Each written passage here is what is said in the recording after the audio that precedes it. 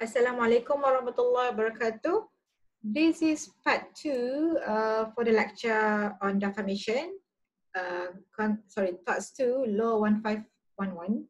So in the first part, we covered about the introduction, okay, and then the classification of defamation, which are libel and slander, and then we also discussed about the 5 sections.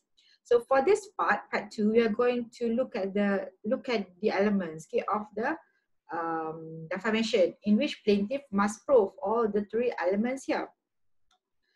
So the first element is the words are defamatory, and then second is the words refer to the plaintiff, and number 3, the words must be published. So for this particular part of the lecture, we are going to focus on here. Okay, the words are defamatory. So there are 3 ways in which the words may be defamatory. Okay, we are going to look at it. Okay. All right, so words may be defamatory in its natural and ordinary meaning, the natural meaning, okay? And also words may be defamatory by way of innuendo, and words may be defamatory by way of juxtaposition. Okay, let's move further. Before we go discuss the ways in which the words may be defamatory. So this is example of defamatory suit. Quite famous actually. This was published in 2016, okay, 4 years back. I screenshot here, published in The Star. Okay, director Yusuf Aslam. Actually, most of you know him. And Son, okay, both of them were directors of a firm. Okay, win suit against novelists because they sued this novelist for what? Okay. Right, defaming them over allegations of plagiarism. So this novelist said, well, you actually copying, okay, copyright, plagiarism, okay, acts of plagiarism when they directed a movie. And then the judge held that the 2 defamatory articles, and then it's very relevant for our discussion because why? It is stated here, okay, the things that we're going to discuss after this. Words are defamatory as they claim that the movie has copied about 80% of the novel. So novelist said, you copied my novel and you produced as a movie. So whether those words actually defamatory on the 2 directors, Yusuf Aslam and his son.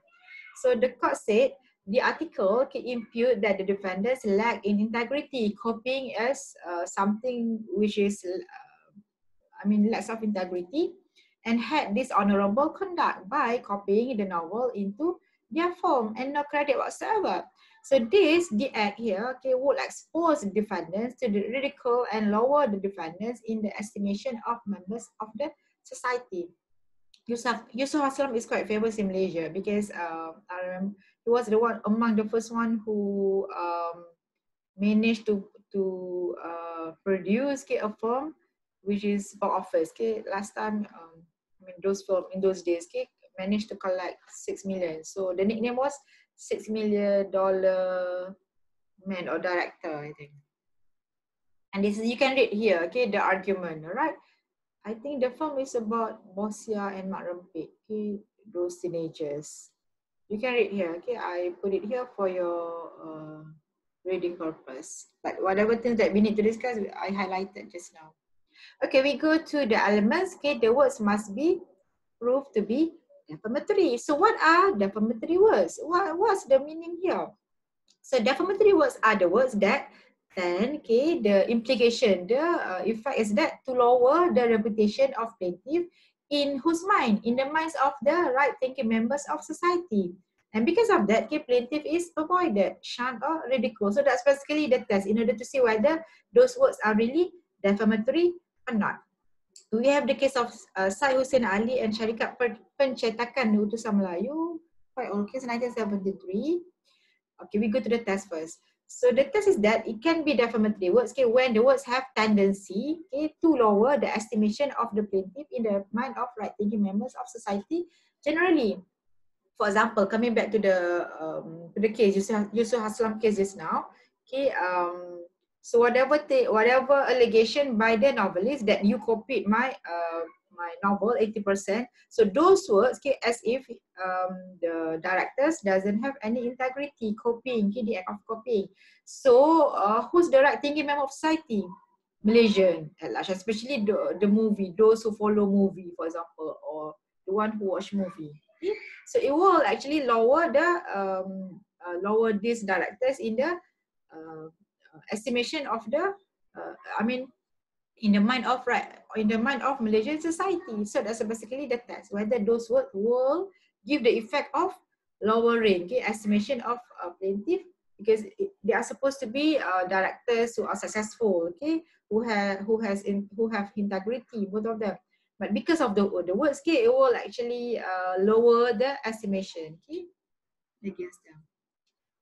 So in what way words may be defamatory? So we have 3 ways here. Okay, we'll see whether we have time to discuss all in this part of the lecture. I'm looking at the time.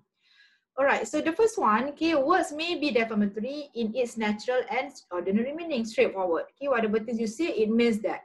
Or another way, by way of innuendo, okay? And then the third one is by way of juxtaposition. So we're going to discuss one by one. Words by themselves, okay, as understood by men of ordinary intelligence, normal men, okay, no need to ask for professor whether this word actually defamatory or not, okay, must have the tendency to make them look down on the plaintiff. For example, the words of Abu Jahal. Maybe many people will say if you describe this person as Abu Jahal, means it's not good, isn't it? Okay, all the bad characteristics. Or even you use the word adulterous or prostitute or ugly. Okay, so all these words actually have defamatory effect and is ordinary meaning. We know the meaning of the words. Okay, straightforward. No hidden meaning, no secondary meaning, no double meaning whatsoever. So we go to innuendo. Words may be defamatory by innuendo. Okay, what's the meaning of innuendo? Innuendo is something which is indirect or subtle, something which is hidden. Okay, subtle reference. And actually the word innuendo here is a Latin, okay, is derived from innuere, the Latin word, which means to not forward. So in law, especially defamation law that we are discussing, it means indirect hint or inferential, or inherent or secondary meaning of words. Basically you say it, but you don't really mean the words, okay? It has some other meaning, secondary meaning. So a remark that suggests, okay, something unpleasant or disapproving without saying it directly. You say it, but then you want to say something else, which is not good, okay, unpleasant. And that is a secondary meaning behind the said word that will not arise from the literal meaning of the word. So literally it looks okay, all right. Actually, behind the real meaning is not something which is pleasant, not something good. And then for innuendo, it can be further divided or classified into two. It's either false innuendo or true or real, legal innuendo. False innuendo is when the hidden meaning is so obvious. Okay? Even though it's hidden, but it's quite obvious. And then plaintiff need not to prove additional evidence to prove it defamatory. Because why? It's very obvious. Obvious that you mean something else. Okay, you have secondary meaning, hidden meaning when you say. But for true or legal innuendo, when the hidden meaning is really, really hidden, okay, and then in order to prove that this innuendo actually has defamatory effect, so in the plaintiff must plead additional evidence, okay, must produce whatever evidence to satisfy the court that the words were really defamatory towards the plaintiff. So how do they differ? False innuendo, true innuendo, okay? So false innuendo is when the meaning suggested through innuendo is generally available to most people and does not require any other knowledge. So everybody knows that you have second meaning, double meaning when you say it, okay? But for true or legal innuendo, innuendo intended requires special knowledge to understand and make it defamatory. Only certain people understand, oh, you mean something else, okay? Only those who know plenty perhaps know, oh, when a defendant said, actually defendant means something which is hidden, okay, which is defamatory towards plaintiff. Okay, we have a false innuendo, something which is so obvious, but it has double meaning. So Said Hussein Ali, plaintiff alleged that the words published by the defendant's newspaper were capable of false innuendo. Okay, that the plaintiff was dishonest, disloyal to the government, subversive element, okay, irresponsible politician, okay.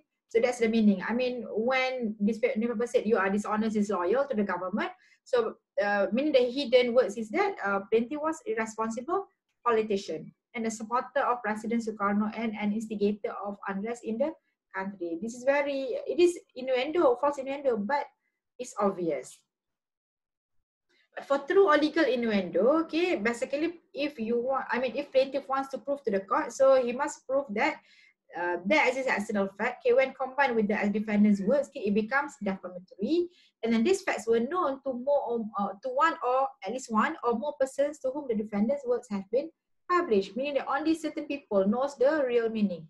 And the knowledge of this fact may be defamatory to plaintiff in the eyes of those who are privy to the special facts. Those who know him, then, oh, this is something which is defamatory to you. So not anyone knows the meaning. Okay? Only certain people privy to the special fact, knows the real facts. Example here of true innuendo. A notice congratulating the plaintiff on the coming birth of her baby. Congratulations, you have a new baby. It looks okay, isn't it, to most people? But to those who know her, okay, this is something defamatory. Why? Because persons acquainted with the plaintiff knows that the plaintiff is just 18 years old and plaintiff is single and has made no announcement of her pregnancy. Maybe plaintiff is not married. And you said, congratulations, you have the baby. So mean that here, you have something hidden meaning of saying congratulations, isn't it? Okay. Or another example, statement that Mr. X is enjoying his honeymoon with Mrs. Y, who is married last Saturday. Okay, for normal people, okay, general people, it looks okay, all right. Oh, they are having honeymoon. But okay, for those who know Mrs. Y or Mrs. X here, actually, this is defamatory. The persons who know that Mr. X is in fact married to someone other than Mrs. Y. Mr. X has some other wife, and then Mr. X is not allowed to take second wife. Okay, so mean that here, it is defamatory, affecting Mr. X lah status here. Alright, provided those people, those person can knows Mr. Status of Mr. X. So this is example of true innuendo. We have the case here. Alright. Tolly and Fry. This is actually a landmark case, a common law. If you read any textbook here, any write-up on true innuendo, okay, you will come across this case, Tolly and Fry. So plaintiff was an amateur golfer. Okay, amateur is the opposite of professional. And defendant was a chocolate manufacturer. And there was an ad in a newspaper. It showed a caricature, okay, of plaintiff playing golf. You can try to imagine or visualize, okay, playing a golf with the bar of the defendant's chocolate sticking out of his pocket. Okay, a caddy was seen pointing to the plaintiff, indicating that plaintiff performance was as good as the quality of defendant's chocolate. So as if the plaintiff is trying to promote the chocolate. Okay, good, like this. Okay. So plaintiff claimed libel. Okay, so actually it affects his status, his reputation. Although the picture was not defamatory on the face of it, okay, but innuendo was that plaintiff has received payment for advertisement, whereas there's no payment, okay, no arrangement for advertisement whatsoever. Okay, it was libel because as those who know the plaintiff's status may assume that plaintiff had consented to and had been paid for the ads. So mean that here this is advertisement without permission, okay, and then it affects the status. Maybe plaintiff has enough money, no need to be in advertisement whatsoever. So it affects his status. So that's why plaintiff was suing for libel. This is an example of true innuendo. I mean that only those who know plaintiff will know. Okay, this is something which is defamatory towards plaintiff. All right. Okay, let's proceed. Words may be defamatory by way of juxtaposition, but we have quite a number of. All right. Okay, juxtaposition. So what's the meaning of the word juxtapose here? Okay, meaning here, first we have done with natural order meaning and then innuendo. Now juxtapose. It's possible that words are defamatory in this way. Juxtapose is to place side by side or close together. It's like comparing or you putting the things together. So usually it involves visual effects such as effigies or placing plaintiff photograph in a pile of wanted criminal. So even though you don't see plaintiff is criminal or involved in crime, but you put his picture together or his statue, effigies together. So it gives defamatory implication, okay, on the plaintiff reputation.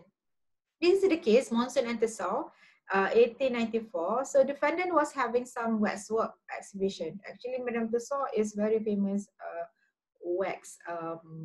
They have wax house or wax studio. Okay, all right.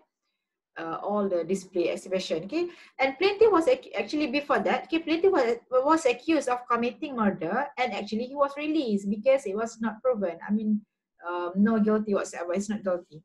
And then defendant, Madame Tussaud, I mean the museum, okay, all right, made a wax model of plaintiff and put the statue with other criminals in the chamber of horrors. So the statue is there together with other criminal. It doesn't say plaintiff was a criminal, but then he just put the statue, the wax model there.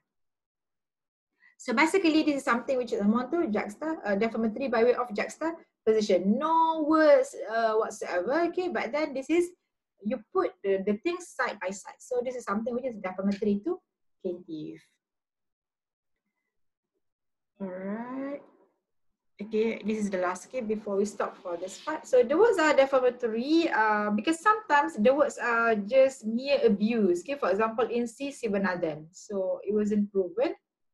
So the words dishonest, cheat, liar, okay, uttered in anger and understood in their context as not imputing crime, okay, but as a mere general abuse of the words. And it doesn't, so it's hard to prove. Okay, this is something which is defamatory, especially this is slander, okay, rather than libel. And then words spoken in jest or joke or amusement. So usually, even though on the face of it, okay, it looks like defamatory, but then when the case was brought to the court, okay, this is the finding. Okay, we have the case of Muhammad Azwan and System Television Malaysia Berhad TV3, Azwan Ali actually here. Okay, plaintiff claimed that for defendant Ojia Fazil Ahmad Daud, when he was the host, okay, for Melody, I think, the entertainment program. So by uttering, okay, this is the actual words used, said, okay, uttered by Oji. Kau ni nak jadi macam Azwan Ali lah, menangis sebab Ziana Zain kahwin. Had caused him embarrassment and humiliation. Okay, so the court held that the statement here was not defamatory because even if it were in the meaning, okay, but the program itself was a light entertainment, and the words were spoken in jest and not defamatory of the plaintiff. It's like something which is instant, okay, and then by way of joke or amusement. So that's why I mean, Oji or Fazil Ahmad Daud won the case lah. So it's not really defamatory for that particular context. Okay. Alright, so that's all for part 2 of the lecture. Okay, let me just stop share first. We are going to continue in our part 3 of the lecture. This topic is quite bulky, so we have quite a number of parts, okay, in order to complete the whole thing. Okay, with that, Assalamualaikum warahmatullahi wabarakatuh.